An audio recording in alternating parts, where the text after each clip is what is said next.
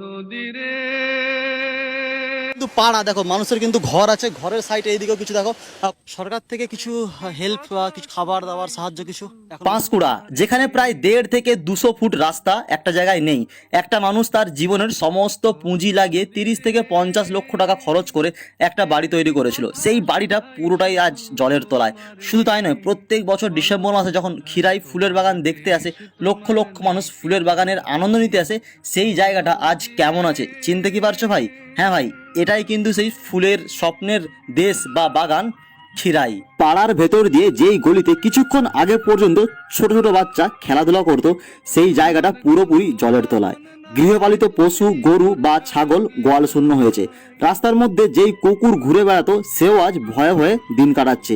মানুষ তার বাড়ি ছাড়তে বাধ্য হয়েছে, ঘরের জিনিসপত্র ছেড়ে দিয়ে রাস্তার মধ্যে আশ্রয় নিতে বাধ্য হয়েছে। কারেন্ট নেই, এই গরমে ছোট বাচ্চা ঘুমোতে অসুবিধা হচ্ছে। মা ঠাকুমা হাত পাখা টানতে টানতে ঘুম পাড়াচ্ছে। যেখানে এই বাঁধ ভেঙেছে, সেই জায়গা দেখতে যাওয়া নিয়ে হাজার হাজার মানুষ ভিড় করেছে। ঘুরেছে পাঁশকুড়া ব্লক 18 নম্বর দাদা। এই যে এই জায়গাটার নাম কি অ্যাকচুয়ালি? জঁদড়া। জঁদড়া। এটা ওই 2 বছর মতো হয়েছে, মানে নতুন একদম বাড়ি বলা যায়। নতুন। আনুমানিক হঠাৎ কত টাকা খরচ হয়েছিল?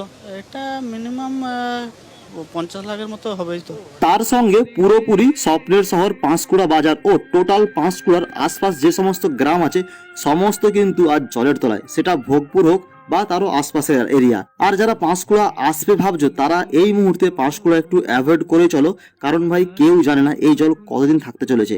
তার সঙ্গে স্থানীয় মানুষদের সঙ্গে কথা বললাম, এখানকার সরকার এখন পর্যন্ত কি কি হেল্প করেছে। এটা পেয়েছি, একটা তিরপল পেয়েছি, আর খিচুড়ি পেয়েছি খাওয়ার মতো, একদম মাথার দেওয়ার মতো তিরপল পেয়েছি।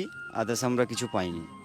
সরকার যেমন এই যে রাত্রিবেলা অন্ধকার, যেমন দেখতেছি বাচ্চা খুবই গরমের মধ্যে কষ্ট থেকে স্বাভাবিক থাকবেই, সরকার থেকে কোনো কিছু প্রতিশ্রুতি কিছু দেওয়া এখন পর্যন্ত?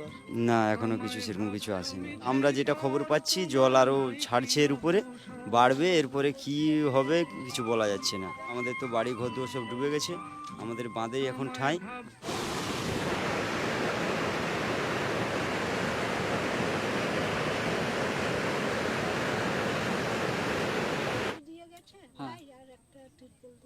একটা খিচুড়ি, একটা তিরপল, আর কি কোনো এই মুহূর্তে কোনো হেল্প কিছু করা হয়েছে?